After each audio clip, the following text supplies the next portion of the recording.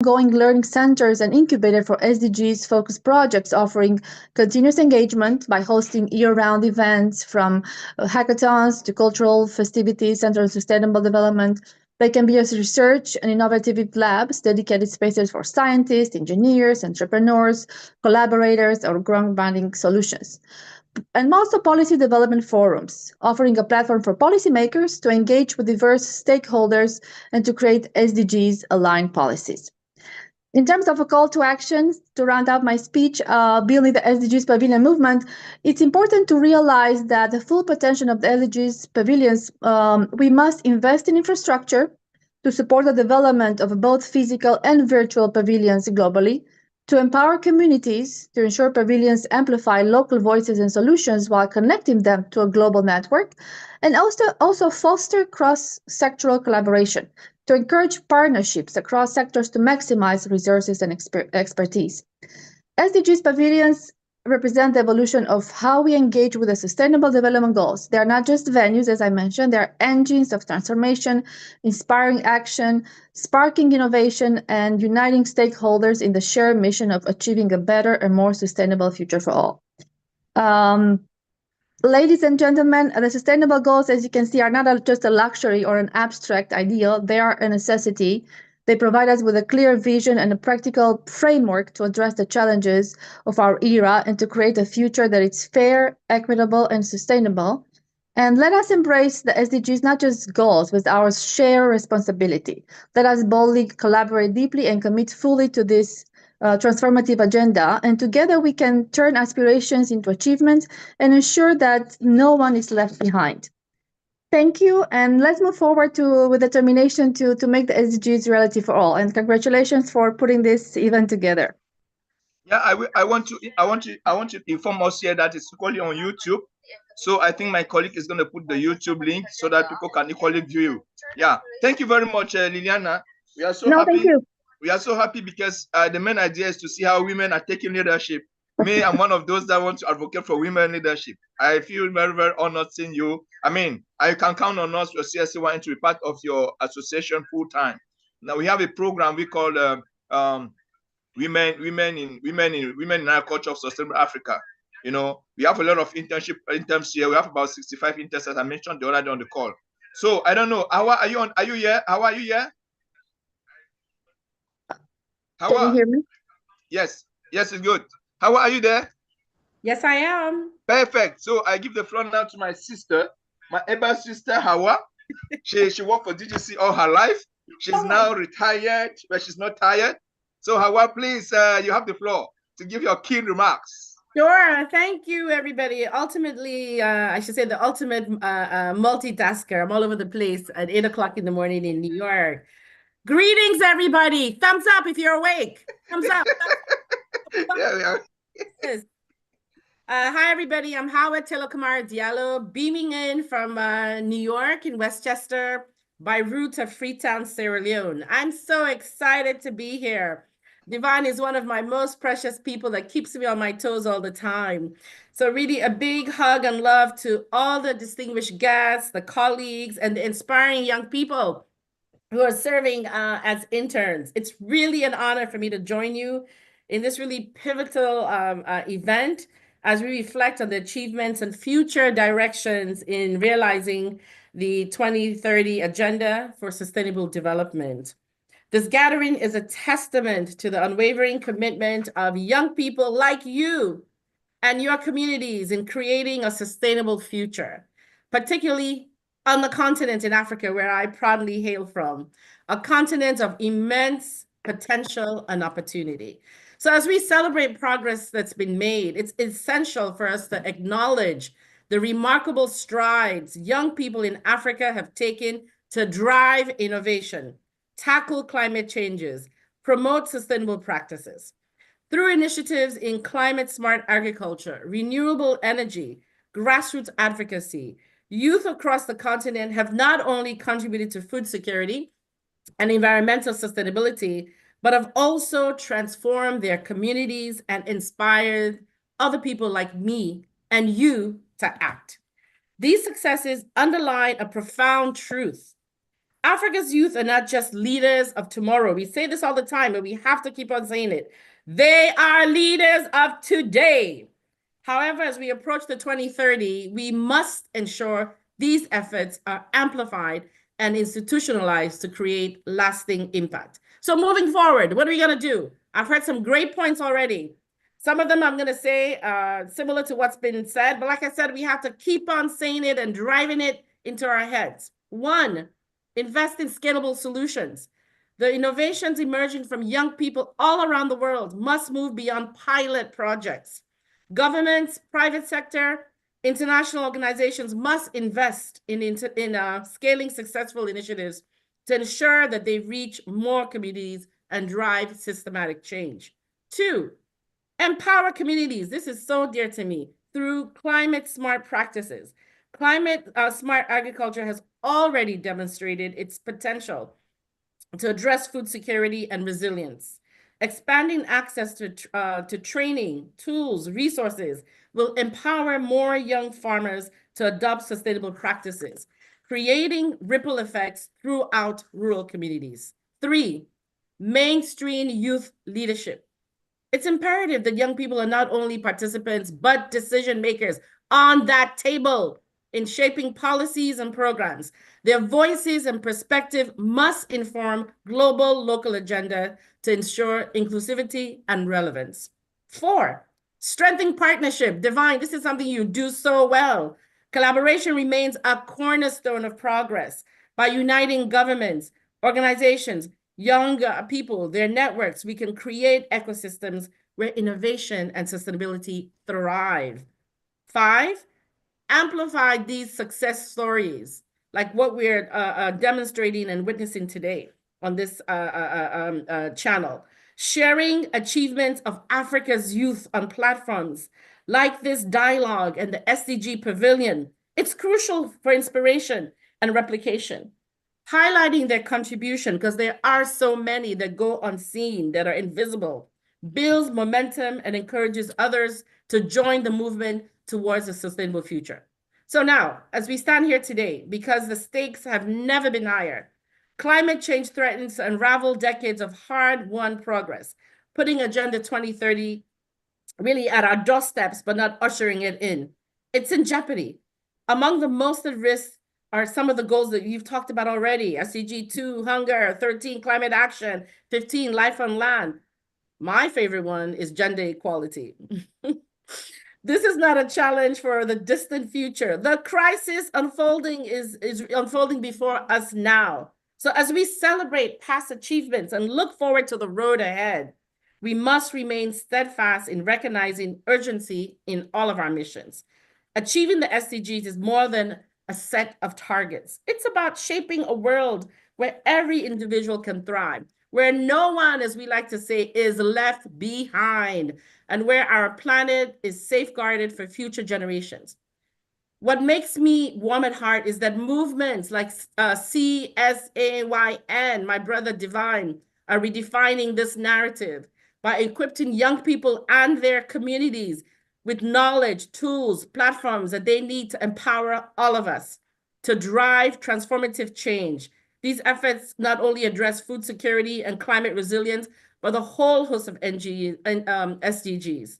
I commend the Climate Smart Agriculture Youth Network Global for its innovative approach, and also all the team that's working on it, and congratulate them in this really milestone time. From the SDG Summit dialogues, the SDG Corners, to the creation of the SDG Pavilions, they are leading the way toward a more sustainable and equitable future for all. So to the youth, you're listening, right? Yes. Listening? Yes. Okay. You are the heartbeat of this mission. Your passion, your resilience, your creativity are shaping the world in ways that will be remembered for years to come. So we here at IB Tila Foundation stand with you. We are inspired by your efforts and committed to supporting your journey. So let's leave here today, not just with smiles and feeling happy, but with a renewed sense of purpose and determination. Together, we can build a world that reflects the ideals of the 2030 Agenda, a world that is sustainable, equitable, and inclusive. Thank you so much, everybody. Thank you, my brother Divine. I look forward to that transformative ideas, actions that will emerge from today's dialogue. La luta continua. Thank you very much. Thank you very much indeed. I want to say that Hawa has been so supportive right back in 2012, 2015, and we are right now. I mean, I forgot mentioning that GCSAYN is 10 years now. GCSAYN is 10 years, the SDG 10 years, the Global Alliance Climate Smart Agriculture 10 years. So really, it's 10, 10. We have to really thank God for that. Now, I think one of the things I want to mention here, very, very strongly, is that GCSAYN didn't just come from the air, from space. You know, there are actually people that were engines of change, mobilizing, strategizing, and ensuring that Divine becomes a successful young man. And the person that's going to speak right now, Mama Nina Mehov, she's a she's an educationalist. She's 82 years old. She decided to leave from her bed, from rest, to come and join us here. So Mama Nina, are you right there? Mama Nina, are you there? Yes. There I am. Yeah. And I'm very happy to be here. And I see people I know. I'm looking at Julie. I haven't seen her in 10, 15 years. So it's beautiful. Yes, it's wonderful. And I love who was speaking before. So should I go ahead and speak? Yeah, Mama, you have the floor. You have the floor. Okay, I'm glad to do this. I was a person that ran an organization and still does, Children of the Earth. For over 30 years, it's an NGO at the UN, and it targets young people who believe in a new leadership, who understand they should no longer imitate what has been the past and begin to understand that they take responsibility for the future. And the future is from global to local and not particularly local to global. We have to combine everybody as one humanity. It is so important. So at the UN right now, I'm working with a working group. It's called the Committee on Spiritual Values and Global Concerns. Yes. And with Ambassador Chowdhury, we have a spectacular project. It's called Global Oneness Day. The idea is if we create a day that represents how we come together, that we can start putting in programs that exemplify this. And if you're very smart, you see global is G, oneness is O, D is day. So you have God. Yes. So it's a global oneness day, and God is supporting us in this process for sure. Okay. And so I want to say that we need to put words into action because so many words need to be into action. And the young people are the engine that make things happen. And we have to really support them in that process. You know, Jeffrey Sachs from the UN, who speaks on CNN and all the different things, he said education is the number one important thing because it builds human capital. And human capital does economic growth. Very important. You know, we have to lift up the human being and bring them together as one. So I have several projects I quickly tell you about. We have an institute adjacent to Auschwitz. Maybe some of you do not know Auschwitz, but it is a facility that has been kept by the most horrific experiences humanity has ever had. We go, we walk there, there are gas chambers, there are hanging rooms. It's a terrible, terrible, oppressive place. And across the street from that, we've acquired 3 buildings, and we are doing social innovation hubs for youth. The idea is if that was the worst, what is the best? Let's put it together and make the difference and bring it forward. Youth can transform the horrors of the world into the hopes of the future.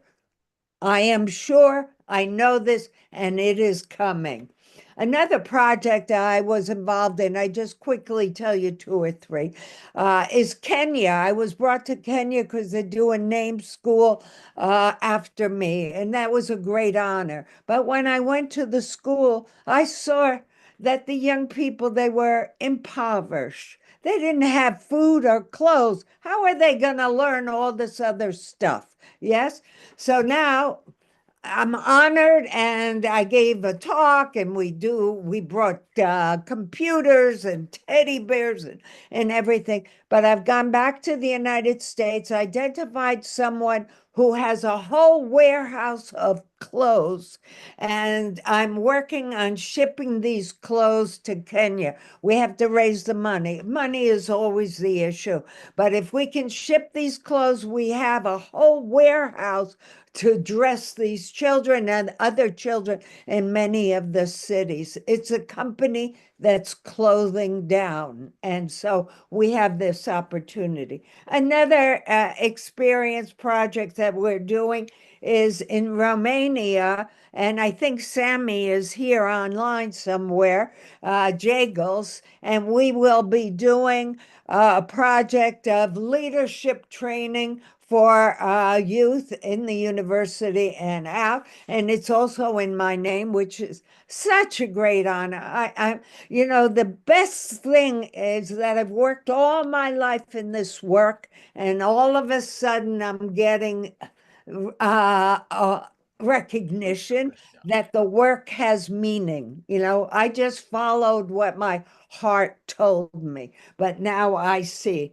Now, what I'm really concerned about is that we fragmentize things. Even at the UN, the countries represent their own initiatives and what they need versus integrating and really collaborating. And there is a document that has come out, the Unitive Narrative, which is an amazing platform. Do you want me to share it, or you're going to share it? I'm gonna share. Okay. Yeah, what I'm gonna do, because of time, I'm gonna send to their email to have everybody's email. That's wonderful. Yeah. But what it says is the SDGs, we really, from the millennial goals, I've been around a long time, so I've seen it.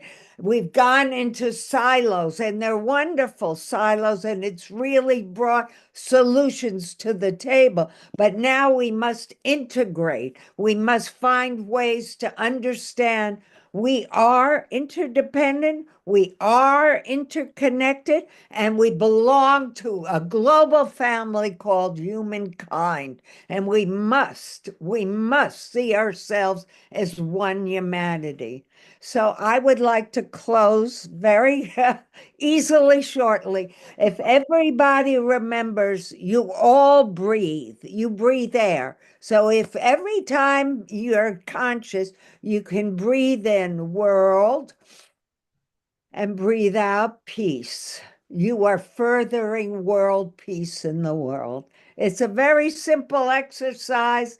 It calms your own system, and it gives to the world an idea that needs to grow. So in closing, I would like to say, please follow your heart and use your mind as a tool, and we will have a better world for everyone. Thank you, and thank you, and thank you. And thank you very much, Mama. Thank you very much indeed. I mean, I'm so delighted. Very soon I'm coming to visit you. And very soon I'm coming to see you in person. I'm so happy. Thanks for the blessing, for the prayers for always been for us. And I thank you for everything. And you have our support. And we'll be praying that you live longer and longer, more blessings. Yeah. So I move now to Zendas. Zendas, are you on the call? Zendas, are you on the call? Yes. Perfect. You have the floor, my friend.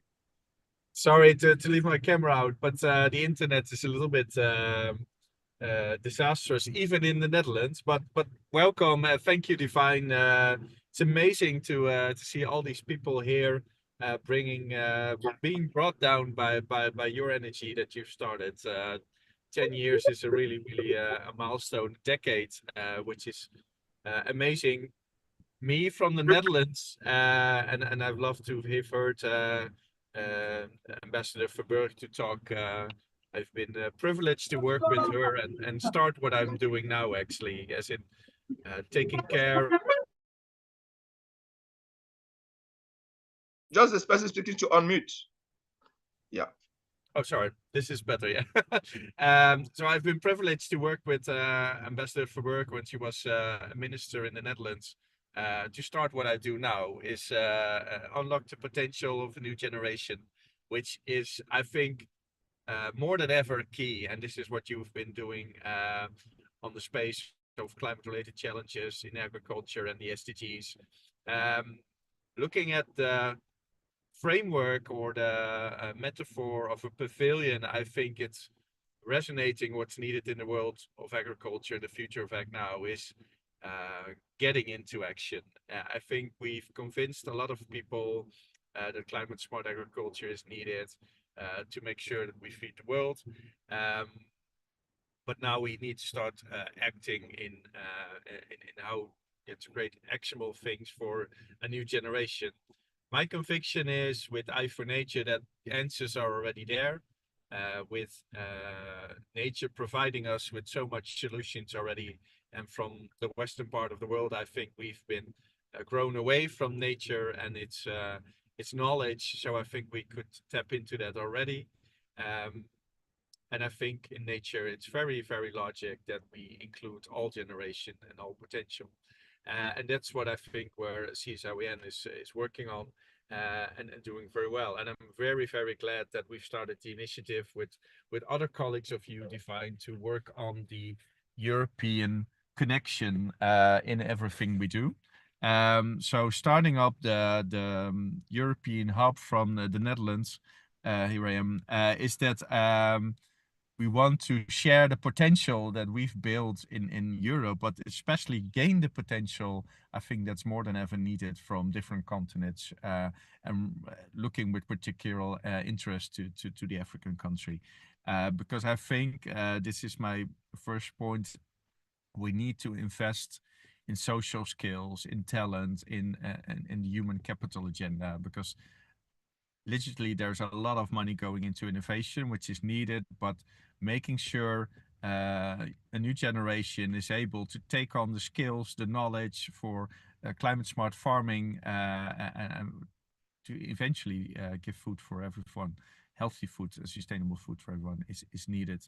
And the amount of money that's going into this is so far below the amount for technical innovation, etc.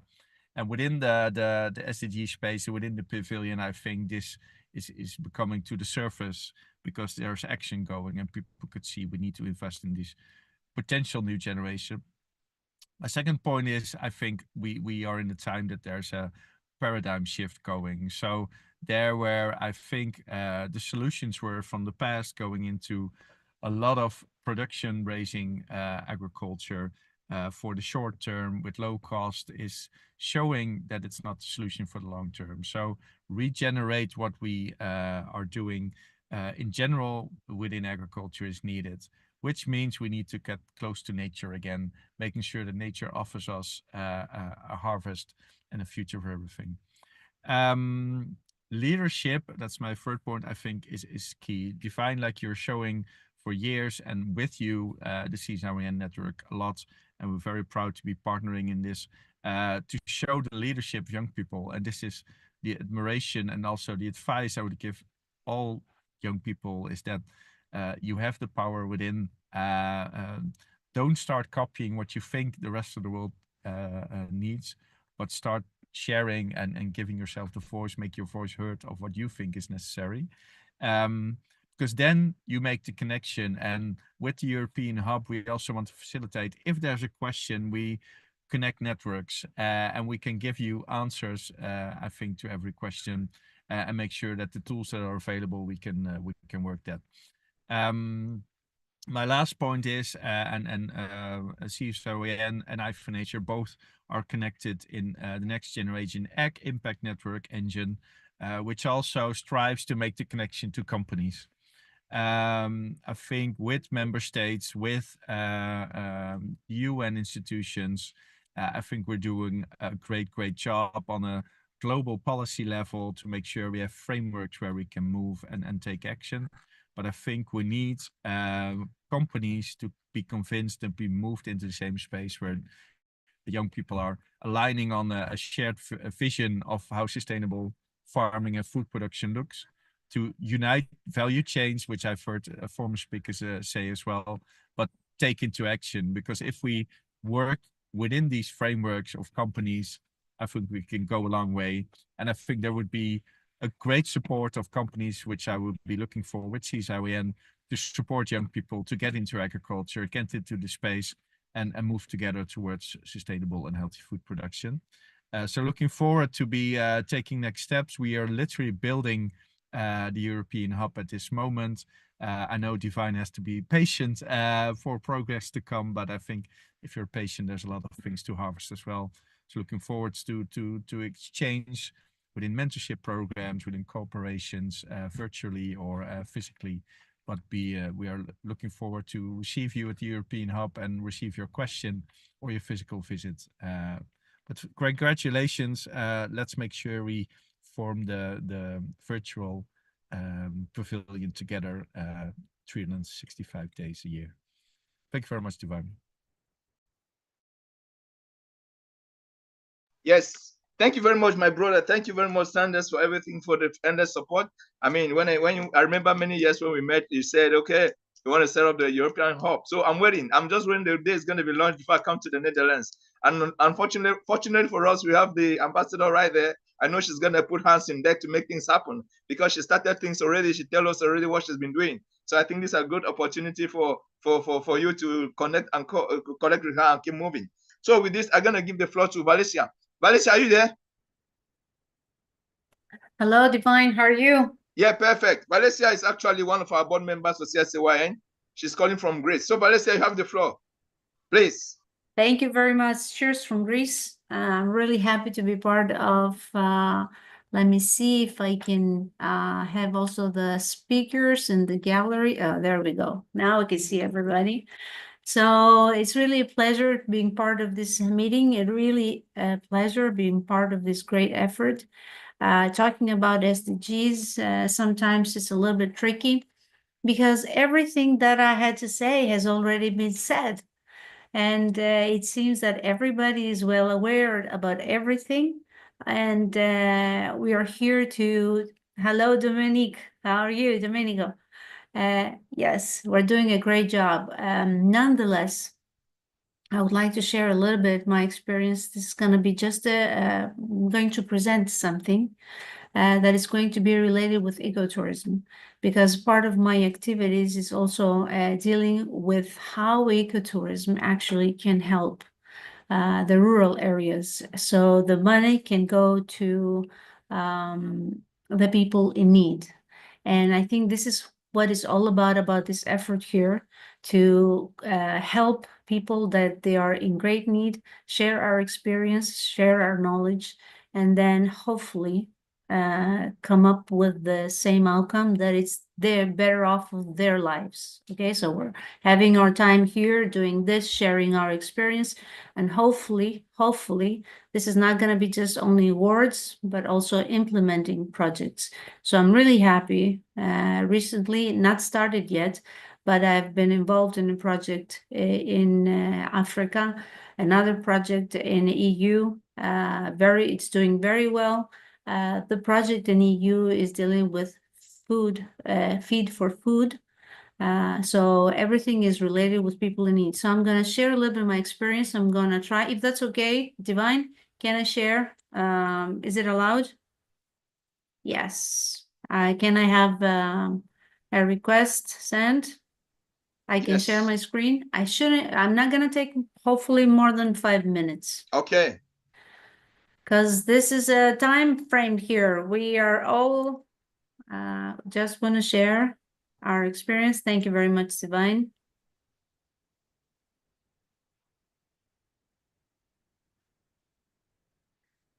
Okay. So let's see. This is me. Let me see. Can you all see my screen? Yeah, can you enlarge it a little bit? PowerPoint format. Okay. Yeah. Could you please tell me if there's an animation? If not, then it's fine. Yes. Okay. Is it moving? No. No. Okay, then I'm gonna stop. I'm just gonna go from this. So this is me coming from Greece. Yes, I'm the director of the ecotourism sector of the UNESCO Share Connect, a very good team that is getting so many good efforts for international projects. Unfortunately, you can see here in this photo, I'm the only woman, but somebody talked about the SDGs, so I was very happy for 2030. So I was very happy to be invited as one of the experts, because I'm also part of the Mediterranean experts of climate and environmental change, to consult with me and share my experience for 2030. But what I really have to say here, this has been in 2019, right before COVID. 2030 is right next tomorrow. So I think we should have more long-term plans in order to actually feel that we're heading somewhere and then monitor those plans. So yeah, I'm also part of the International Council of World Tourism Forum, but also right here, I am at the board of directors here with Divine. I don't know how it happens and how it started, Divine, how we got introduced and we shared that knowledge. But since then, I think it was 2018, it continued for that many years, doing some online meetings. And here's Greece, that's where Cameroon is. And thank God to people like Divine. They're connecting people and they are putting their volunteer efforts to really have this beautiful outcome to help people. But we are also doing these parts also here at the Balkan area. And right here, you know, we're having wars is going on worldwide, even in Ukraine, but we're trying to collaborate and assist with proper transplant and actions like this. So it comes up to the SDGs. We do know that tourism is a powerful tool, and undoubtedly it brings a lot of money. So when it comes to SDGs, we're all thinking about all these 17 goals that we're trying to actually reach. When we are trying to divide those goals, when we have ecotourism, when we have the ecosystem in our mind, then it really comes to that. 4 of them, that is the base, is on the environment. Then we structure the society, and then we build the economy. 17 is the one that it really glues everything together. But when we're talking about ecotourism, we're referring to these 3 main pillars that is dealing with the environment, the locals, and the tourism that they're going and visiting those sites. So we have to talk about responsible travel, responsible ways to go and visit all those beautiful ecosystems. Does it happen? I don't know. Sometimes it doesn't. So yes, it connects people worldwide in a friendly way. When we want to go, if I want to go to Africa, and if I want to go to India, tomorrow I'm leaving, I'm going to go and visit in another country and presenting in an international conference. I'm going to go there not only for presenting, but also for experiencing, for everything that is the culture, the environment, the spiritual comfort, everything that it connects. These are photos from Greece, of course, okay, if that's okay. So relaxation is part of that. Ecosystems, they're very vulnerable. Africa has many vulnerable ecosystems. Changing land use alterations and introducing agriculture is one of the must things that we have to do it sustainably. Yes? Okay. 1 minute.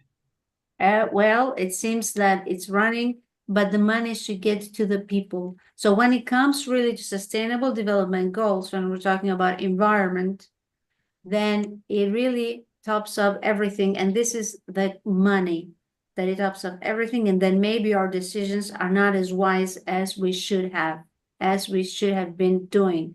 So this is what we really need to do about this networking, educating people, informing them about how to do it properly. And part of this is using nature-based solutions. This is what FAO is introducing for the agricultural lands. So climate change, agricultural areas, We have This we is- have the emails of our colleagues, so we're gonna send it to you. We're gonna send it to we're gonna send it. We're gonna give you the address so that I can send it to them. That'll be great. Because of time. So because of time, Yeah. I'm really happy to be part of this networking. That was about what I really wanted to say. It's good, but hopefully it's not going to be only talks. Yeah. But this networking with Divine and all the people that they're collaborating and assisting with their time and their volunteer effort, it's going to help hopefully on the ground and get people educated for sustainable environment. Thank you so much, Valencia. Thank You've you. always been there. Thank you for all the great job. Thanks for the support. And we shall really make sure that ecotourism comes at the apex of our agenda as far as It's the not just pavilions are concerned. ecotourism. It's not just ecotourism. It's about the sustainable environment. But All right. ecotourism can be used as a tool to educate. All right. Thank you very much indeed. Thanks very much. Now I'm gonna give the floor to my very good brother, Daria. Are you there? I am right here. Perfect. So you have the floor, man. Since you're my brother, I'll not give you more than 5 minutes. I will stop you. Thanks for your generosity. Over to you. Thank you so much, Divine. Good morning, afternoon, evening, everyone. Welcome, ambassadors, leaders, interns, entrepreneurs, policymakers, everybody right here in this room. I want to just share very quickly a story. I was once upon a time a young man, maybe not anymore, but I remember being challenged by everything, including hey, you don't have a PhD, you don't belong here, you're not, you are just one person, what are you going to do? I remember working in Mozambique in a small village in healthcare setting. I'm a biomedical engineer, and I remember working with the community to drive public health efforts, working on multiple projects, all of that. But in the end, 5 years later, when the goals were officially instituted by the UN, and I was going to this event. It was filled with young people, and one thing I found extremely interesting is we don't have anything to lose. We are anyway losing our planet if we don't act upon it. So we don't have much to lose than that. There is no reason for us not to step up and actually just start building our ventures, our projects, or collaborating with literally the amazing hundreds of people, thousands of people like Divine who bring them together. So, I'm going to keep it short. I'm not even going to use my 5 minutes because I think everything that was amazing, all the good things have already been said by much more smarter people than I am. I would just end literally in a minute by saying that one of the key things all of us here, especially young people here, can do is surround yourself with smarter than yourself people in events like this. Literally show up, listen up, and start acting upon it, because we have nothing to lose. People like us will literally, if you're saying you are a failure, you don't have much money, you don't have much experience, great. What else can you actually, how much low can you go from that? It's a perfect setup to build whatever we need to. It's a perfect setup to build any ventures that you think are going to contribute to the goals. And we have the 2030 agenda, but it's not just 2030. It's the planet is going to go on forever, and we hope we can build a much equitable, a much more sustainable future for ourselves, for all our friends. And I'm just very happy to be a part of a community like this. Thank you so much, Divine. Good luck, everyone, and let's build some amazing ventures. Thank you very much, my friend. You are the best. That's why I like giving you the floor each time I meet you. So, Nina from Nina Harrington, are you here? Hi, yes. Hey, my best friend is around. Nina, you have the floor.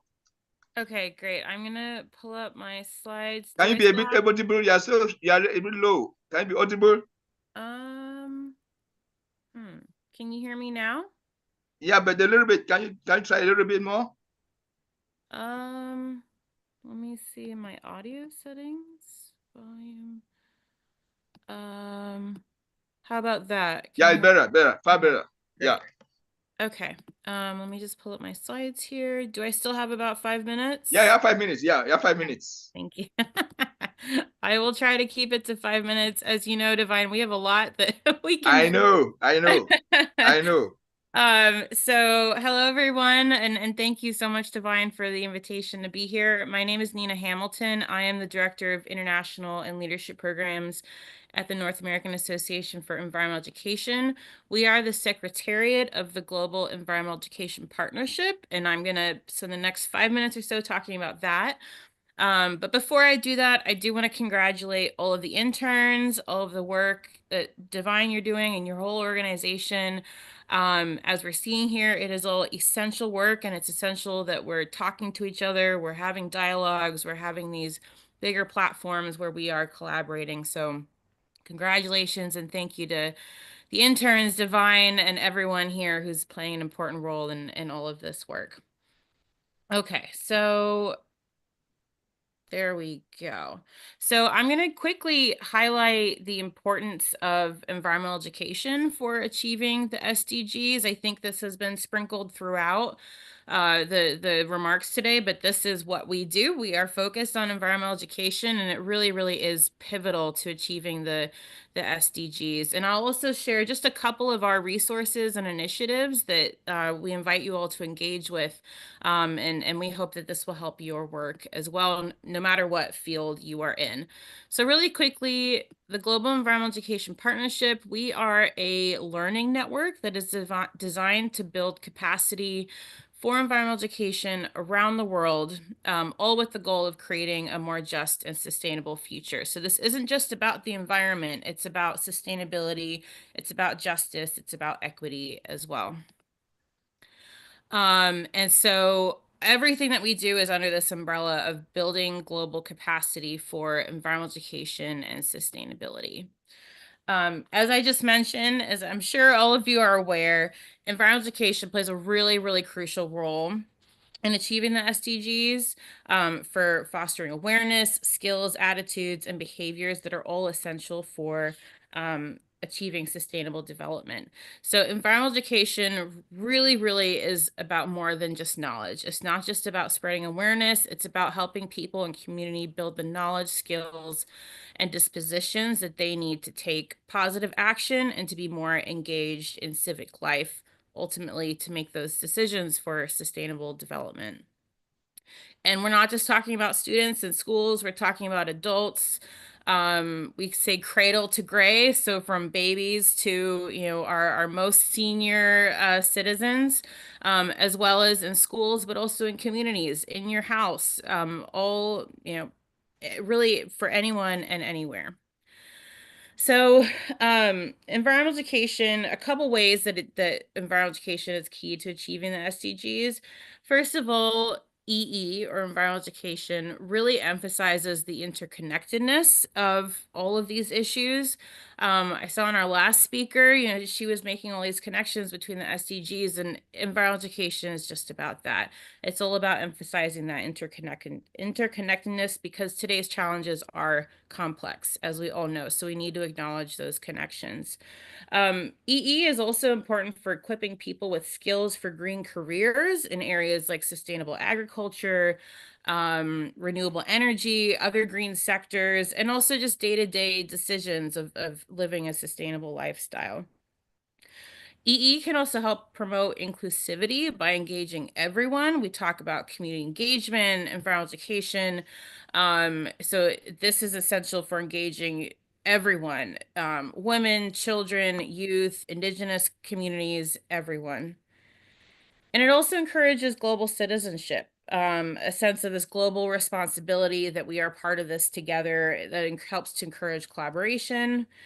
And I think most importantly, it fosters this sense of agency and responsibility to take action. It helps people realize they can make a difference. There are actions that they can take, big or small. So these are some of the key ways that the EE is connected to all of the SDGs, not just the environmental ones. So this is all that we do. We are a backbone and champion for environmental education around the world. We are designed as a network of networks. We really do find this critical that we are working together, we are talking, we are learning from each other, we are taking advantage, leveraging all of our expertise and skills and networks. So we've got a lot of great partnerships that we work with. And we are also recognizing that we have to make connections at different scales. So from global to local and regional as well. So we're exploring developing these regional networks around the world. We're also recognizing the next generation of leadership in environmental education. These young leaders and the interns here today and other youth that are here today, you are essential to a sustainable future. You all will be paving the way to this. So we have a couple initiatives. EE 30 Under 30 recognizes 30 young leaders, 30 leaders under the age of 30 each year who are working across the SDGs. They're using environmental education, really giving them a boost that they need to stay on this track and to stay in the sustainable development field. Here's just our class of 2024. And we also have our Youth Innovation Challenge, which is recognizing innovation in this space. And innovation is key to bringing together new ideas. And the youth out there, young leaders, have incredible ideas. So this challenge is designed to recognize that. We have a number of resources. I'm going to highlight just a couple here. We host workshops and virtual events throughout the year. I'm going to highlight one that we have tomorrow, actually, at the end of this. And most importantly, most connected to the SDGs, we have a case study collection on effective practice in environmental education around the world. These are all on our website. They're free to download. We have 25 cases currently, and we're always seeking ideas for additional cases. On our website, you can search for them by SDG, and you can see here just a couple examples of how these spread across. One case will spread across so many SDGs and emphasizing the interconnectedness there. We also have an ebook that helps you explore how you can use these case studies to deepen your professional development, to help train other educators or other professionals. So I really encourage you to take a look. It includes a chapter on the power of case studies, why case studies are such a valuable learning tool. And then if you want to learn more about what we've been up to over the last 10 years, we are celebrating 10 years this year. Here's a QR code with our 10-year report. And all of our resources are on our website. I only got into just a couple of them, so I really encourage you to take a look at our website and also stay connected with us. One other resource I want to highlight is our discussion guide on strengthening EE in your country. So this guide is designed to help you facilitate essential conversations to identify your strengths and gaps in your country around environmental education to help you build better capacity, better institutions that are at the country level. And we are hosting a webinar tomorrow focused on just that. So I'll put the link in the chat after this, but we really do encourage you to join us. We'll go through the discussion guide and have a couple other speakers as well about different aspects of building capacity for environmental education in your country. And with that, I don't know, hopefully I'm under 5 minutes, but I just want to thank you again. And here's another QR code for staying connected with us. Thanks so much, Divine, for having us. Thank you very much, Dina. Thank you very much. I've actually typed my email there for colleagues who have questions. We're gonna capture all the questions and then respond to you guys on email because of time. So with this, I don't know if my very, very good friend is ready. Mama Eugenia, are you there? Mama Eugenia. Yeah, right here. Oh, perfect. Actually, let me give a little bit background about Mama Eugenia. Mama Eugenia met me in person in Cameroon in 2008, 2007 or 2009 when I was still trying to be a man. What do I mean? I was struggling. I just came back from Malaysia with one trouser and one pair of shoes and a red shirt that was turning white almost. She saw me and said, "Oh, my son, come, tell me what is your vision." I was just there advocating for the MDGs then, and she was one of those that encouraged me actually in the northwest region of Cameroon. And when she encouraged me, she told me, "No, don't worry, you have my support. Don't worry, you have my support, my son. I will support you." And that's how she took over me. I couldn't even realize it. Now, she's actually, she's a person that she initiated the special needs education, inclusive education in Cameroon. And the government has recognized her work. And she's now going through from primary school right up to all university level. So she's a champion. And I told her, even though she's not so sound, I told her, please just come and join this call. You're going to meet amazing people. So Mom, you have the floor. Please, over to you. All right, thanks everyone. I greatly apologize for not being able to use my camera. So anyway, there's not so much to dwell on. so much has been said about the SDGs. So where I'm picking up from, which I expect all of us picking up from, is we have all been talking on these SDGs. The question we must continue to ask is, to what extent are the measures being taken by various states, civil society, private sector, international organizations actually ensuring effective inclusivity of the SDGs within the context of holistic operations across sectors? Because as we have been talking, so many of us are doing so many things, but this is a heartbeat. I would not like to dwell on the whole question, but I would like to take on the sub part, what we are doing in Cameroon. And we are talking about the pathway to achieving the Sustainable Development Goals. The part we are going to talk about is how Cameroon is doing it, how we at Senti have been doing it since 2002. Because we know, talking about youth, early intervention is the key. We had to look at the inclusive way of starting from the foundation to make sure that we are bringing up children who are responsible and learn how to be effectively participating. So in this regard, we had to come up with an alternative professional training approach that is more innovative, contemporary, holistic, inclusive, yet low cost in rendering practical inclusive solutions to cross-sectors issues that are hindering effective and quality inclusivity. On the part, our take from the 17 SDGs goal is this. Listing is that success and practical attainment realities relies on our abilities to recognize the fact that the SDGs are interconnected, as earlier speakers have said, emphasizing that progress in one area contributes to achieving the others, ensuring no one is left behind. This is actually the reason we look at education, because we feel education, and we strongly believe education is a strong catalyst towards attaining most of these goals. So in this regard, fostering inclusive education in Cameroon, a cross-sector approach is what we look into.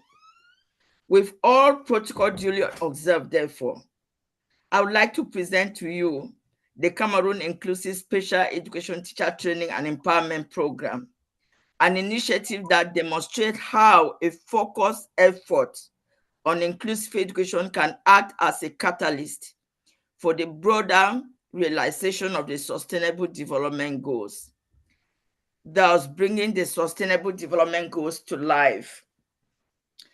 At the heart of this transformation was my humble self, as Divine earlier said. I had to do this through the A6 Special Educational Needs Teacher Training Institute, an initiative that was born from a simple yet profound vision to create an alternative professional training approach that is low cost, inclusive, effective, and tailored to local realities.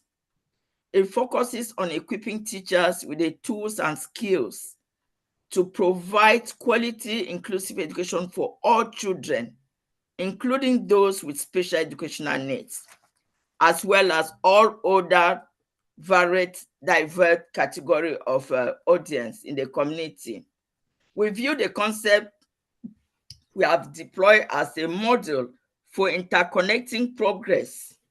The Cameroon Inclusive Special Education Training approach is a shining example of how addressing one sustainable development goal, for instance, quality education, which is goal 4, can foster progress across multiple goals in a holistic and sustainable manner.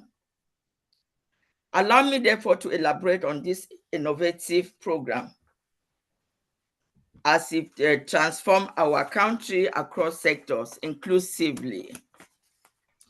So we are talking about quality education. The primary focus for the program is to ensure inclusive and equitable quality education for children with special needs. Developing this actually implies that no child is left behind, because what we were trying to address, what made us to come up with this concept is the fact that in Cameroon, prior to the project, teachers were not trained for all learners. Our focus is to train teachers that would describe themselves as teachers for all learners, not just for mainstream. It's not just about training teachers for special education, it's training a teacher who is both for needs, students with needs and those without. So these are the areas we are talking about. So talking about education, if you can equip these children with quality education, accessible education, you are technically driving out poverty. Education is a powerful driver of poverty alleviation. By training teachers to include children with disabilities in mainstream schools, the program ensures that these children are no longer excluded from opportunities to learn and thrive.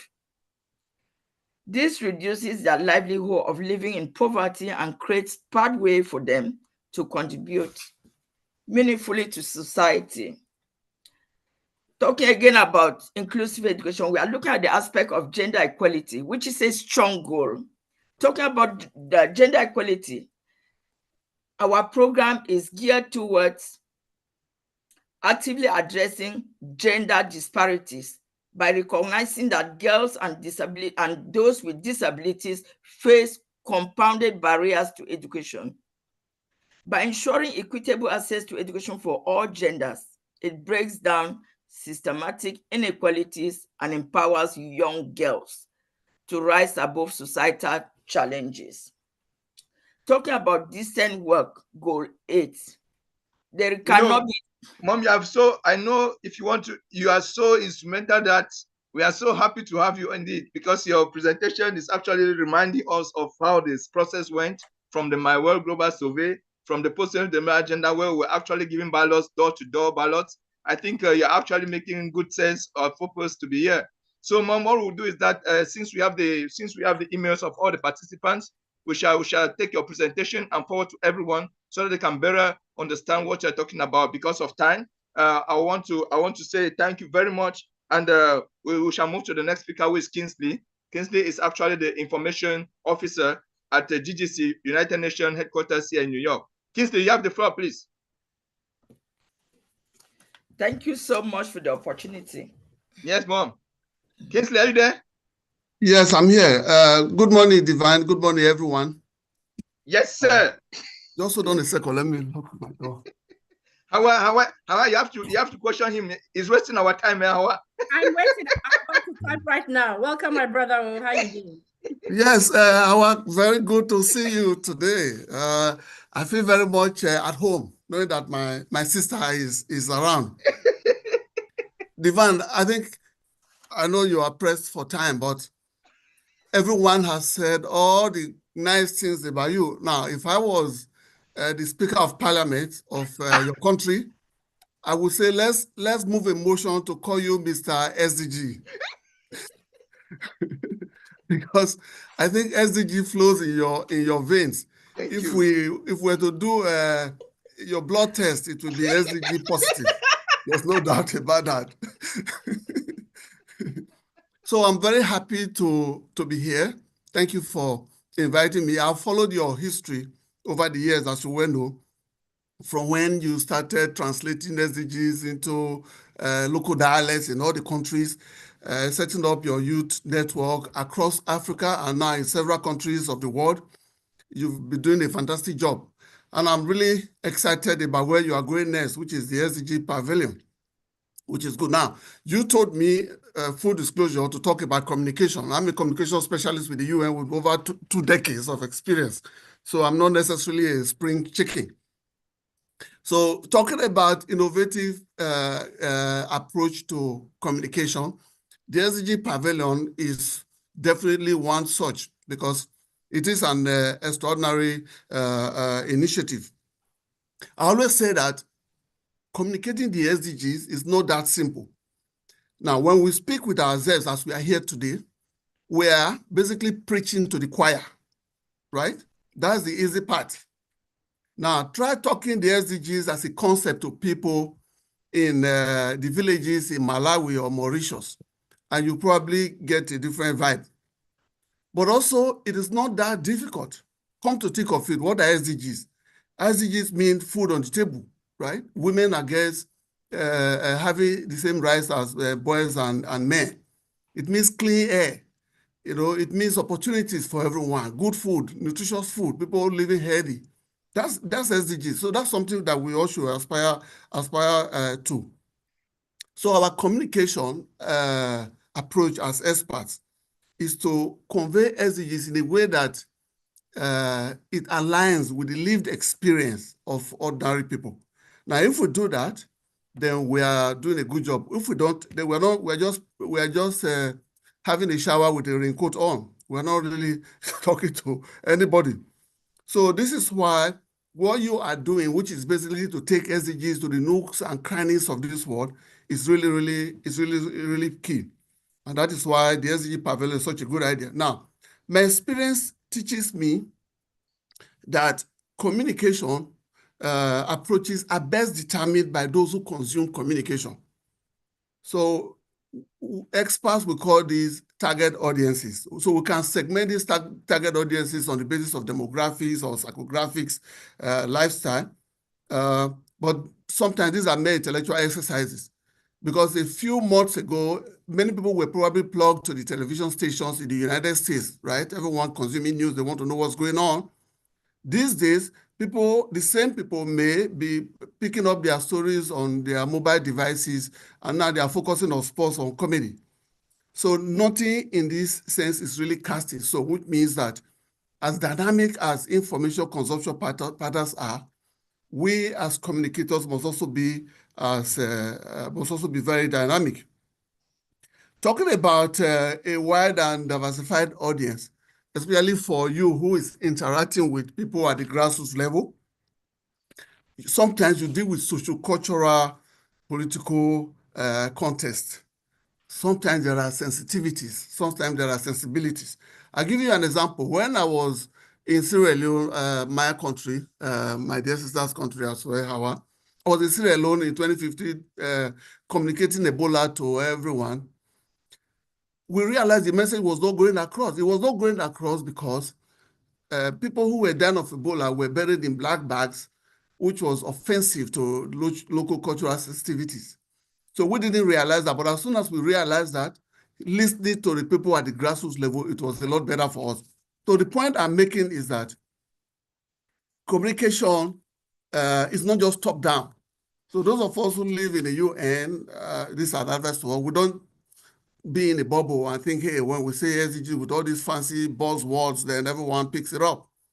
But the best is sometimes it's bottom up. We need to hear from people like you. Now, your SDG pavilions bridges that gap. Again, sometimes the message and the messenger, there's a misalignment between the two.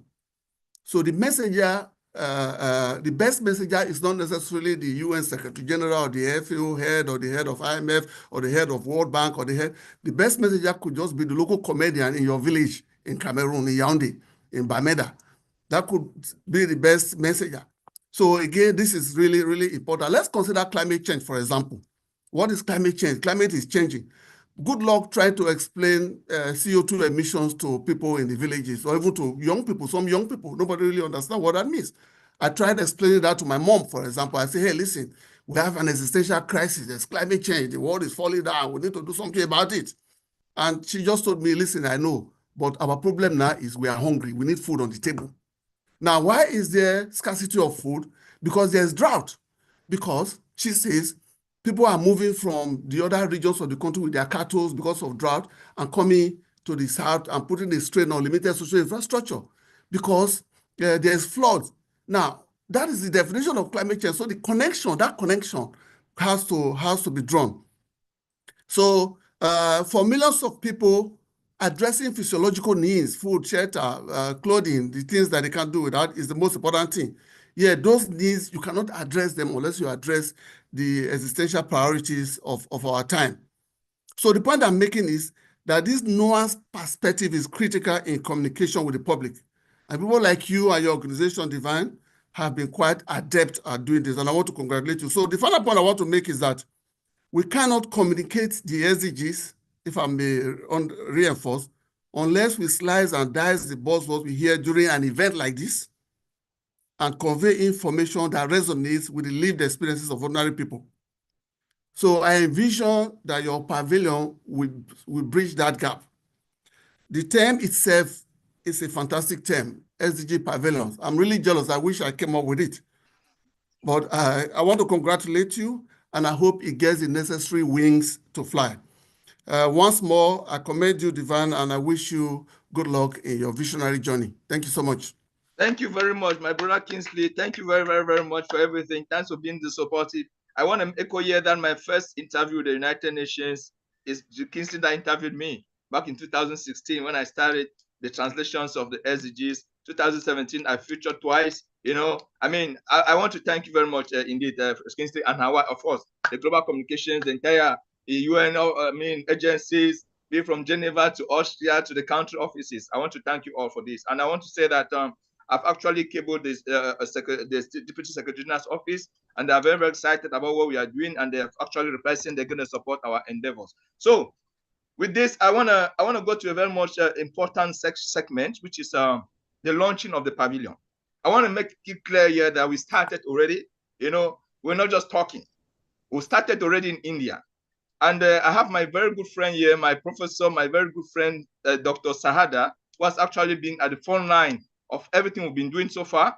So we have actually partnered with the CNN. We're doing a lot of work with CNN on environmental sustainability. Yes, so we have a very strong collaboration with CNN. I just want to echo that as well. So we are working closely with them. And the editor-in-chief, the editor-in-chief of CNN, actually, they are always very, very willing to listen to us to see what we're doing and where we are going to. So for the Call to Earth Day, actually, it's an activity. This year was for cleanup because we have planted trees worldwide. That we wanted to clean up these trees and make sure that they're actually going to grow sustainably. So by the grace of God, anytime this week, watch your CNN. We're going to send you the link to watch what we have done across the world with CNN and other partners on the ground. So Dr. Sanda actually, he's leading the Asian Hub for GCSAYN. I want to echo here that GCSAYN is present in each continent. Asia is his university or his college. In Europe, is Zenda that just spoke. In Latin America, we have Ika, we have Kati, they're right here on the call, And then in North America, you have Canada, McGill University, and now the United States here trying to work things out with Ohio State University. They're already very, very positive about the agenda. So I think that we're going to make things happen right here. So I want to thank you all. For Africa, it's in Kabianga in Kenya, University of Kabianga. So we are well spread.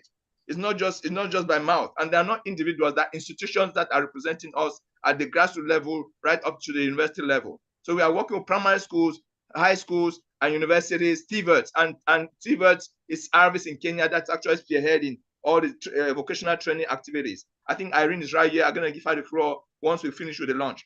Now, the most important moment, I don't know, I'm sure Dr. Sada was not prepared for this, but I mean, he has things to share. So Dr. Sada, now it's your turn. You're going to tell us why you decided to move from the dialogues from the corners of SDGs to the pavilion.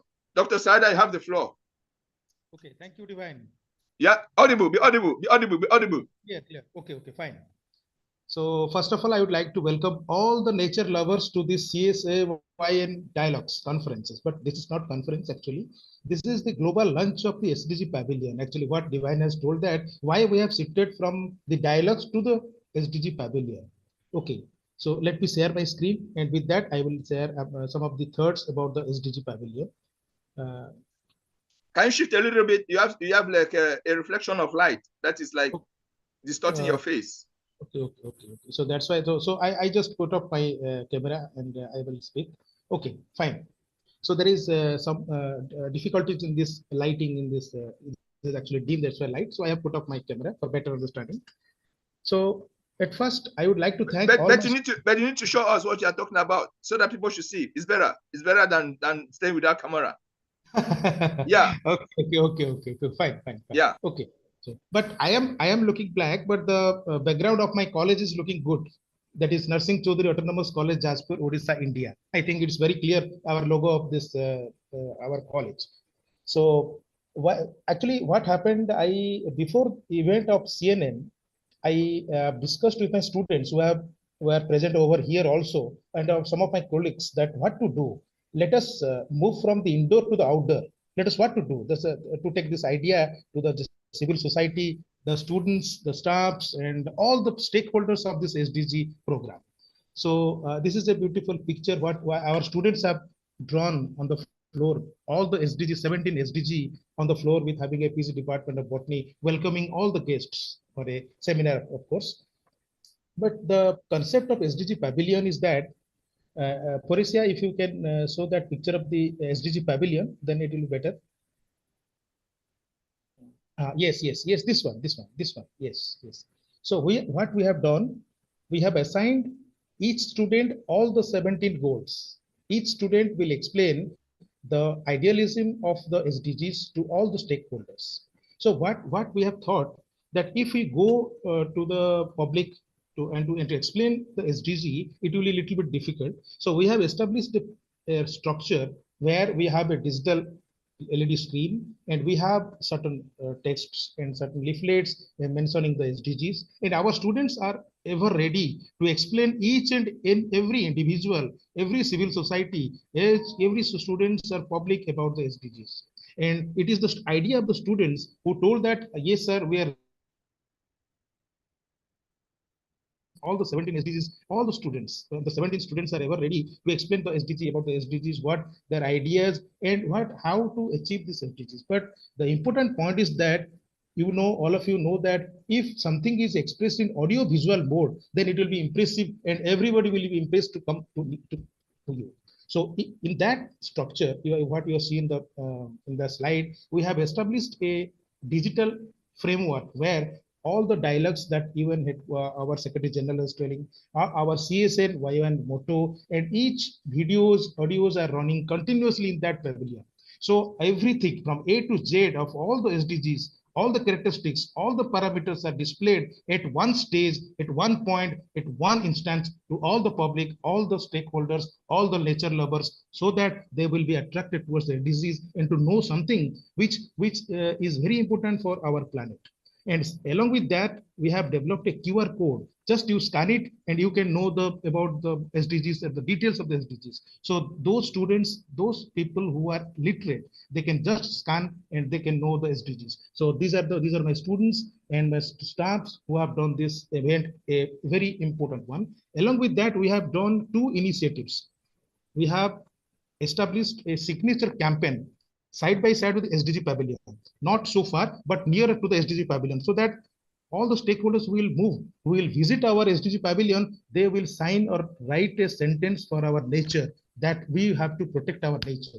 And side by side, we have also a selfie point mentioning of that SDG pavilion and SDG background. And we are for nature, we can surely do something great for our nature so that we can protect our planet. So these are my students, staffs, including by the principal, the boss, and our students, Dr. Kanaprabha Sahu, principal, Dr. Ranjan Behera, and all the students, myself, all are signing. And we are overwhelmed that about 500 gathering are there in this innovative idea of my students. So it is a big round of applause for my students that they have developed such a concept that we have come out from indoor to outdoor to establish the SDG pavilion to dissipate the knowledge of SDG to all the public. Likewise, Forestia, please carry on the slides. Yes, these are. Along with that, we moved on to the public places where we have cleaned up certain plastics, no plastics, and aware about the public, about what can be done. And main motto is that we have to include the youth, because our motto is that the climate smart agriculture youth network. We have to include all the youth of our area, all the youth of the society, that said they should come out of their home to know about what SDG is.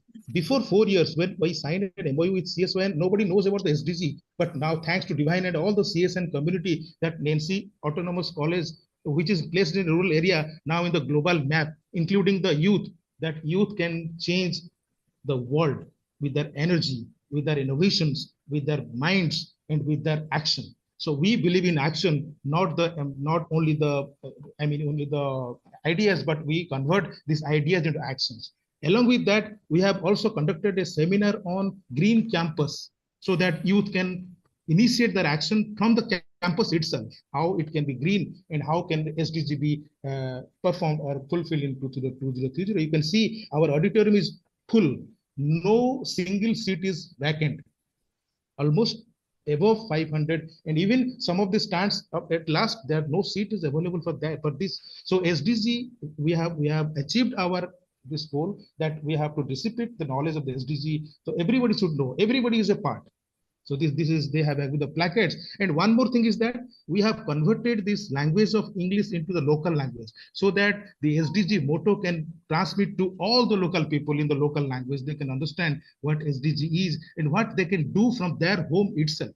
And our students have expressed their views from morning to evening continuously about the SDG pavilion, about the seminar, cleaning, no plastics, and all the activities of nature. And I can say it is a full packed program, 1 day or 2 day program, which involves all the students, staff, civil society, publics, the entrepreneur, the farmers, small and medium entrepreneur, everyone. So it is a new idea. So coming out of from that indoor to outdoor. See, these are girl students. I can say here that 70% are girl students.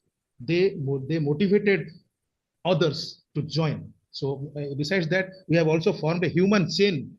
You can see the picture we have taken on the overhead, a human chain establishing the SDG. So thank you. This is from Dr. Sarda of India. Yeah, so thank you very much. But before you go, you're not going right now. We will take this opportunity. I don't know if Ambassador Gether is here. I don't know if Ambassador Stefan is still here. Yes. If you are still here, let me know. Yes. Ambassador Gether, Ambassador Stefan, are you still here?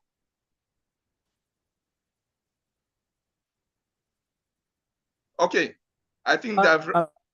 Oh, hey. So I'm here. And no, hold on. I'm gonna give you the floor. Ambassador Stefan and Ambassador Gordon, are you here? If they're not here, okay. Mama Nina, are you here? Are you still here? I think they're all tired. They're very tired, so they have gone back to rest. Yeah. So, yes. Hawa, Kingsley, everyone, you're gonna put on your camera, and then to endorse the SDG pavilion, we're gonna give a big shout. You unmute yourself, and then when I say 1, 2, 3, go, you say SDG pavilion endorse. You know that is the song. Okay. Everybody unmute, and your camera should be on. Everybody's camera should be on. Everyone's camera should be on. And you unmute yourself. Now we're gonna make a little bit of noise right here. Yes. When I say I count 1, 2, 3, 4, 5.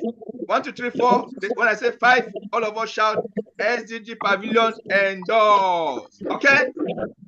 Good. 1, 2, 3, 4, 5, go! SDG pavilion endorse. Now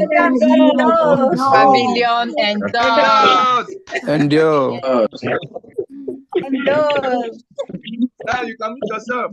You cannot meet yourself. So I'm so grateful for your attendance, but now we need to move to the next level. The next level, I'm gonna call on Juliet. Juliet, she's gonna speak on behalf of all the young people. Because of time, we have exceeded time. And I'm gonna give the floor to Irene Kimani of Arvis, which actually gonna speak on behalf of Arvis principal concerning training, because one of the key things that came out of this was training, education, and life skills. And I can see Beverly from ICA on this call. Beverly is gonna give her closing remarks as well. So let me start off with Juliet, and if Juliet has to speak, Forita, can you play her video first, which is 2-minute video? Can you do that? Yes, I don't cover until I get. I don't cover me, and cover me. Now cover them, cover me. Forita, can you play the video?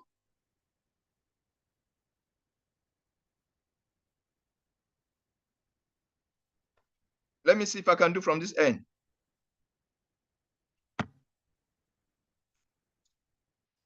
You let me know if you are seeing my screen.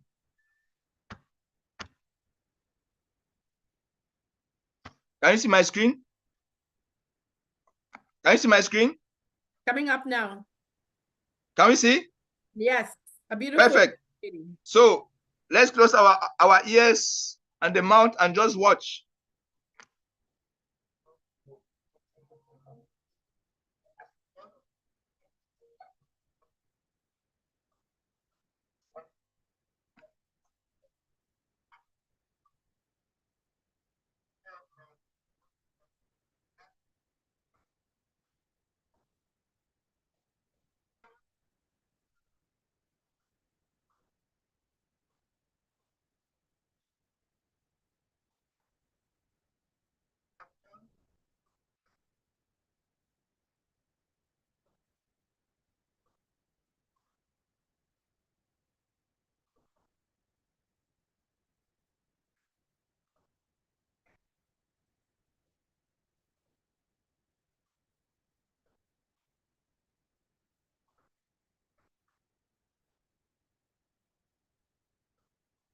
You cannot hear anything, Divine. I cannot hear anything.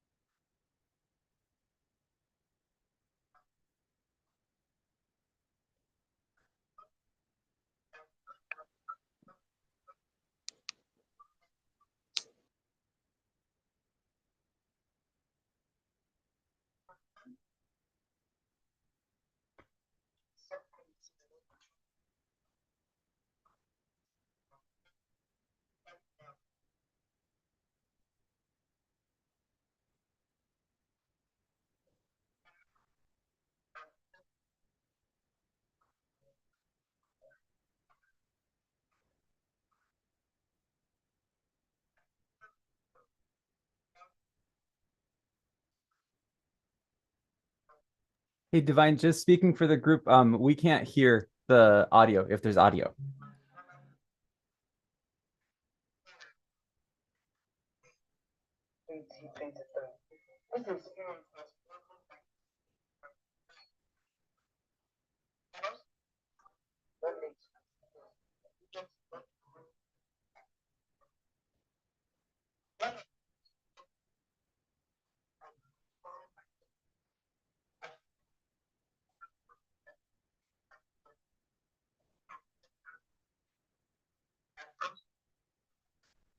So Divine, what might be happening is the audio is not coming through because it's being filtered out. So I would say just stop the share. No worries. No Okay, worries. perfect. We shall share with you guys. No worries. Okay.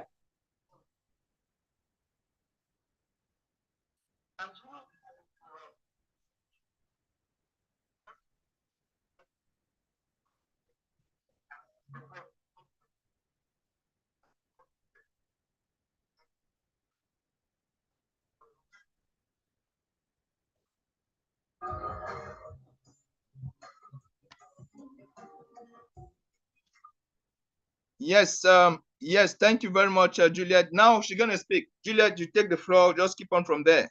Juliet, take the floor. You give your remarks. Hello, everyone. Thank you so much for having me here. Before I proceed, I want to appreciate the Executive Director of Climate Smart Agriculture Youth Network, my boss and my mentor, and to other distinguished guests that are present in this meeting. I'm so happy to be in your midst. So my name is Juliet Ejeze, and I'm calling from Nigeria. I'm the WASA Global Chair. WASA actually means Women in Agriculture for Sustainable Africa. It is one of the flagship of the Climate Smart Agriculture Youth Network that is centered on empowering young girls and women in agriculture.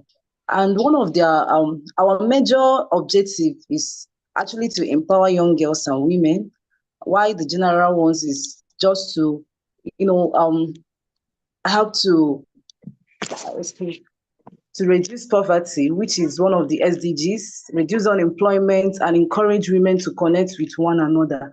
I know that there are a lot of programs on women going on, but one thing that is so particular about this, our program, is that it gives us an opportunity to meet various women in different agribusiness and also to connect with them.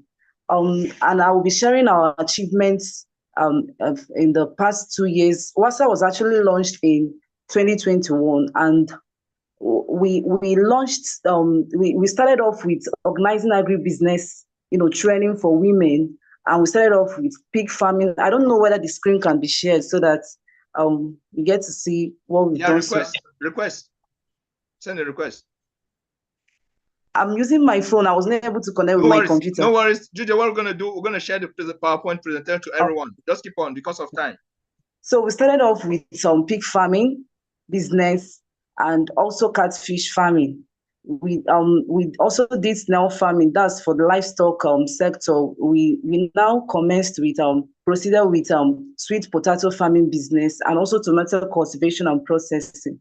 So these are the things we've been able to achieve in the couple of years. And some of the testimonials shared by the women who participated in this training was so encouraging. A lot of people that stopped farming, started going back to their farming businesses. A lot of people were able to connect with women in different farming businesses that aligns to their own, learning from one another. So it has really been a very encouraging journey. Seeing women, I myself, I'm also in agribusiness, I'm in pig farming business. Seeing other women going back to the farm and doing it well, practicing it in a sustainable manner is encouraging. We know that most women are concerned with, nutrition in their homes. I'm so happy to see women understanding how to provide, the right food for their family, and is a good way to go to actually achieve food security. This program was specifically for women in Africa. So the training harbored a lot of women from various African countries, learning from one another, people from different backgrounds, sharing their own experiences, others that had problems were able to share their problems, and there were so many answers. There were answers to their questions. So we were also able to develop our first newsletter that featured all the trainings and also the testimonials of the women. Maybe the ED will share with us later. Then for the next steps, we are really getting ready for 2025. We have a lot, to give the women. We are looking at rebranding and also revisiting our vision, our mission to see that it actually aligns with the current needs of women. That these problems are country specific. We are trying to bring up programs that will actually address the current needs of women in different African countries. We're also looking at investing more in our capacity building, partnering with other organizations that, empower women, hosting tutorials that offers different educational content when it comes to sustainable farming practices. We're also looking at intensifying our advocacy, our mentorship, collaboration and partnership and all that. So these are the things, the trainings that we hosted in 2022 is part of our achievements, and we really have a lot more, especially for the coming year. Thank you so much for having me. That will be all. Thank you. Thank you very much, Juliet, for always being there. Thanks for your commitment. Thanks for your support. Thanks for your enthusiasm. Thanks for your mentorship.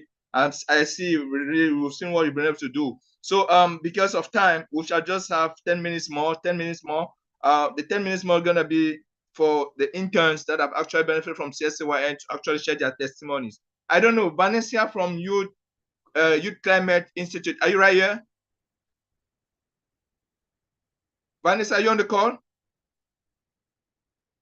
No. So if she's not on the call, I'm gonna move now to Precious. Precious, are you on the call?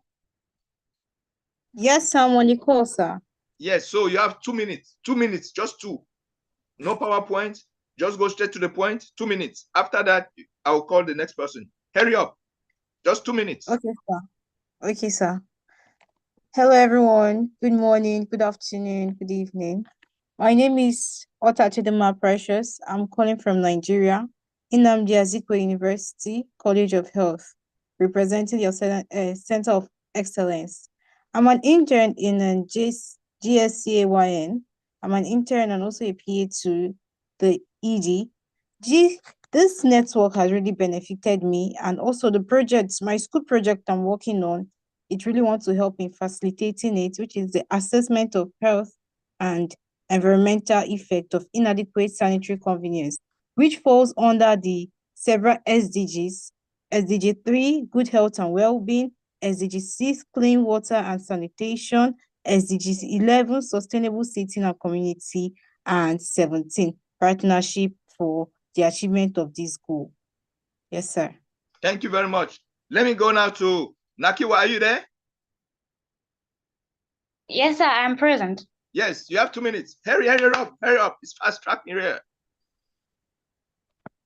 Yes. Well, good morning, good afternoon, good evening, everyone. My name is Nakijwa Wallace. I'm calling from Tanzania. I graduated from Munge Catholic University in Spanish. Well, I'll be speaking initially about school feeding products, school feeding in schools, and on how GCSAYN contributes in school feeding in schools in and one is improving nutrition, improving sustainable practices. For example, the GCSAYN has managed to establish the school feeding product and school feeding practice in sub-Saharan Africa, example in Kenya, Uganda, and Nigeria, example in South Asia, in India, and so forth. So the school feeding practice is a pro in helping the sustainable development goals to be achieved. So as together, I'm encouraging you, all of us as a team, we should work together in order to achieve the SDGs in 2023. Thank you so much. Thank you very much indeed. It's Clinton Maranga. Are you right here? Clinton, are you there? Yes, sir. Faster.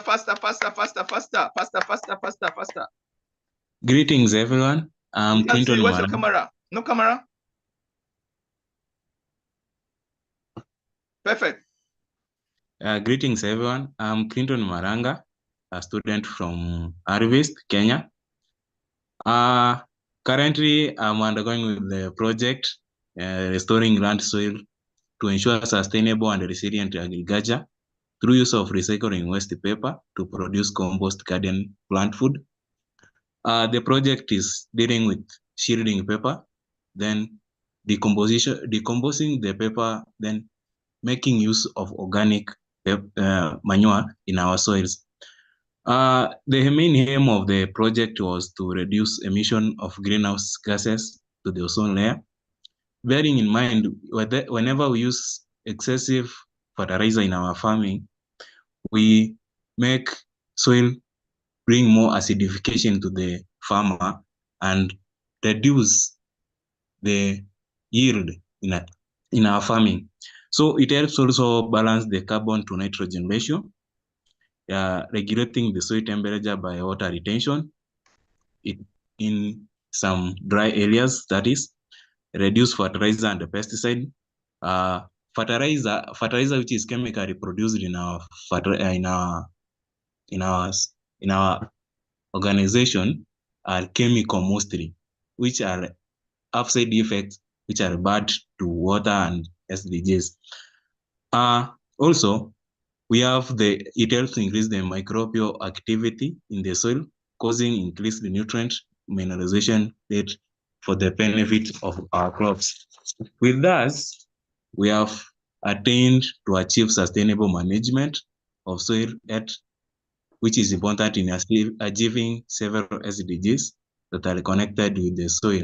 That is to say, SDG number 1, no poverty, SDG number 2, which is zero hunger, SDG number 3, which is good health and well-being, SDG number 5,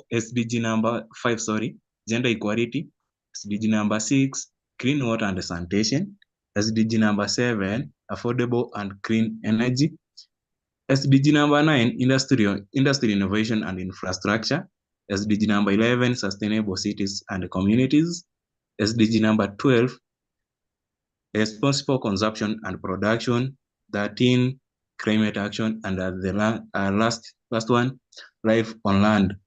All the SDGs are interconnected. So in short, we are producing a no hunger environment.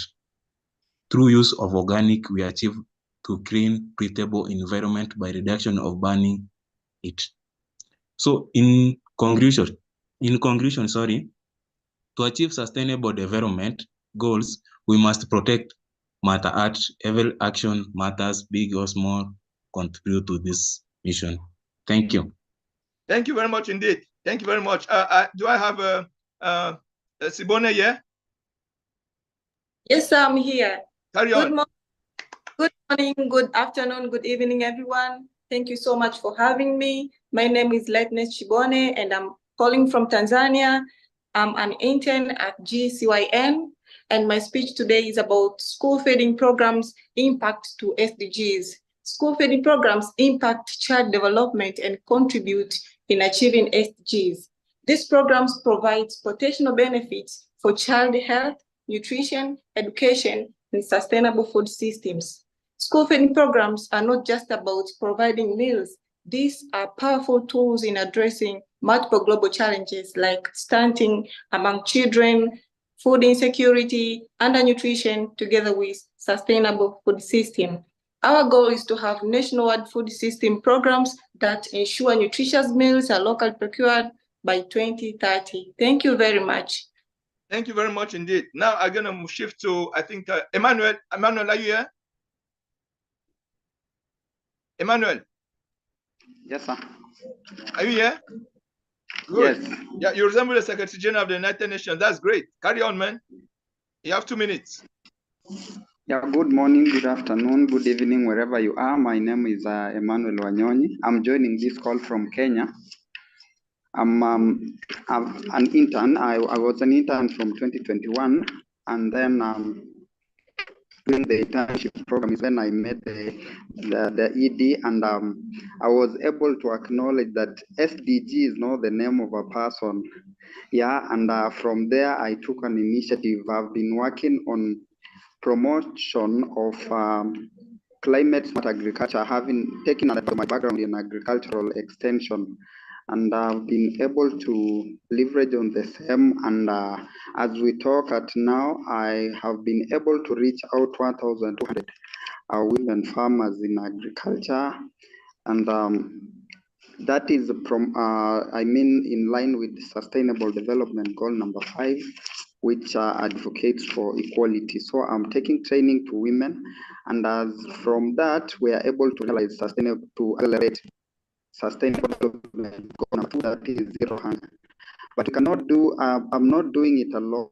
And as GCSAYN interns, we are not doing alone. Partnering with other institutions in order for us to be able to deliver. So as even we shift from SDG dialogues to SDG pavilion, I remain committed, not because it is possible, but because I'm able to in that phase. Thank you very much indeed. Good job. Now let me give the floor to Irene. Irene is actually, she is the focal person. Excuse me, guys. The focal person for our TVET institutions at GCSAYN, and she works for ARBIS. So Irene, you have 3 minutes to give your remarks, and then after you give your remarks, I'm gonna give the floor to Liliana to close this session. Thank you very much, Mr. Divine, the ED of Climate Smart Agriculture Youth Network. Can we have your camera? Sorry, I have a blackout where I am. If I put on my camera, you will not see me. I'm sorry about that. Okay. But my net is on. So I was saying that thank you very much for this opportunity. Having listened to speaker after speaker talk about the commitment that of the SDGs, of realization of the SDGs, and of course, having listened to the interns and having them coming up with practical approaches, I'm very encouraged because working in a TVET institution and guiding our interns at the Rift Valley National Polytechnic, it is high time that we now go to the next level. Of course, moving from the dialogues which we have had in the past 2 years since we joined the network, and moving on now to the pavilion. And listening to the interns, I'm very encouraged, and I want to say that because we have a population of over 10,000 students, or 13,000 students actually, in the institution, it is high time we actually host a pavilion in the institution. That is something that we probably look at and see how we can be able to also marshal other TVET institutions to join us on board and see how best to involve all the youth in TVET to of course come to the point of having the pavilions, coming up with innovations, because innovations are the key. As you would know, in TVET institutions, training is really practical oriented, and the speakers that came before me actually spoke about education being the game changer, because we are instilling skills among the students. And I want to believe that if we bring the students together, if we inspire them, then they will come up with innovations that will help us to achieve the SDGs, and of course to make it a reality rather than just a discussion. So Divine, I don't want to go on and on because the time is limited, but I think we'll be having a conversation after this to see how to actually hold the first pavilion in TVET in Kenya, held at the Rift Valley National Polytechnic. And of course, I'll be having that conversation with our principal to discuss and see how practical that is. Thank you very much. Thank you very much indeed. I return to endless support you've always been so instrumental in making sure that the training, vocational training is at the center of what we're doing. So I almost forgot one of our very good interns. We don't just have interns in Africa, we equally have in the UK. So Gilbert, are you here? Yes, hello everyone. Perfect. Hello everyone. Nice to see you all. Honestly, it's been a pleasure to be part of this. I've heard everyone speak after speaker talking about all the same things that we've been trying to drive forward. I joined GCSAYN in 2021 after my first degree, which I did economics and international development. So I was exposed to the SDGs, but more so from a theoretical background. So we were dealing around the theories around addressing all these SDGs. But GCSAYN was my opportunity and my experience so far that has led me to understand the practices that are needed from companies such as GCSAYN and all other organizations that are trying to make our Earth more sustainable. And it has given me several insights into the different aspects that are needed from all of us, the efforts as well as the amount of work that is yet required from each one of us. I thank you, Mr. Divine, for this opportunity. Thank you, everyone, for every effort that you are driving forward. We all see you, and we hope we can all collaborate for a greater future. Thank you. Yeah, thank you very much. Colleagues, I want to echo here that this is just a launch. A launch means that the action is still to come. So which means that we are just trying to give a direction on what needs to be done for the next 5 years in achieving the SDGs.